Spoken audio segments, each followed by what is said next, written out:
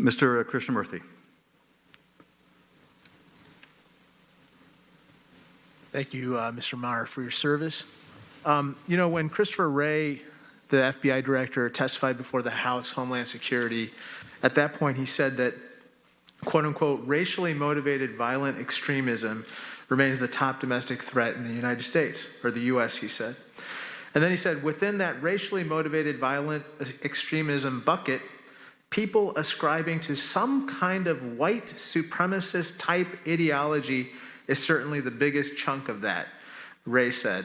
You have no reason to doubt that testimony, correct? That's correct. Now, sir, do you condemn white supremacy? Yes. And why is white supremacy a threat? Well, there are a lot of ideologies that people adhere to, many of which people disagree with. It's when it's connected to violence that it becomes a concern for my department and other parts of the federal government. So it's this ideology that's connected to violence that makes white supremacy especially threatening.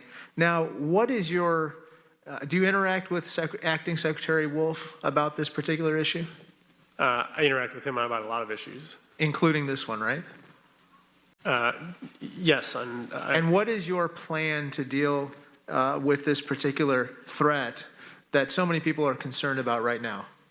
The department has a number of activities associated with that threat. One is we, as part of the intelligence arm of the department, put out a number of intelligence products to make sure that the audience for our intelligence products knows about situations. The department has a grant program for organizations that work to counter that type of violent activity. Have you heard Acting Secretary Wolf condemn white supremacy publicly?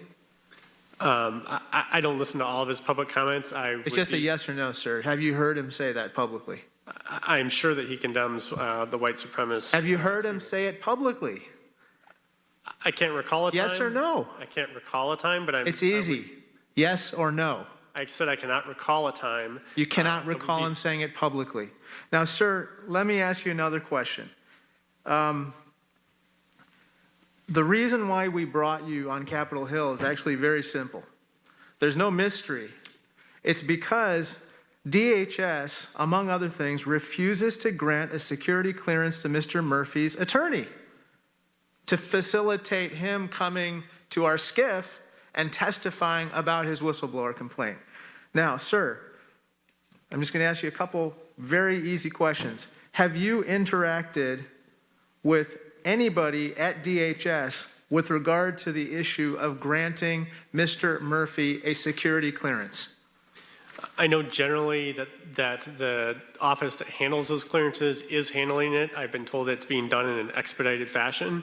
Okay, hold on a second. Expedited fashion. When the average person watching at home hears you say expedited fashion, yes, that usually means perhaps it's done in hours, perhaps it's done in days, but now it's been weeks and it's approaching months. So why is it the case that this gentleman's attorney cannot receive a basic security clearance to be able to testify before us? First of all, this is not a basic security clearance. It's asked for a very high security clearance. Second, when I say expedited, the ordinary course for these type of clearances does take months. It has not been months since it's been, the process has been started.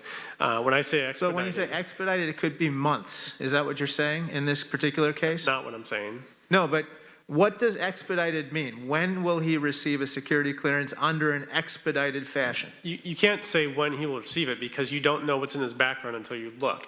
So if there's nothing in the background that is a cause of concern, it goes faster. Okay, well, what's in his background? Is there something in his background that's precluding this attorney from receiving a security clearance? I'm not part of the organization of the department. But you just brought it up. You said that there could be something in his background that's precluding granting the security clearance. So no. I'm just asking you not to identify what the problem is. I'm just asking you, is there something in this attorney's background that precludes him from getting security clearance to testify us 1 month after we ask him to come here?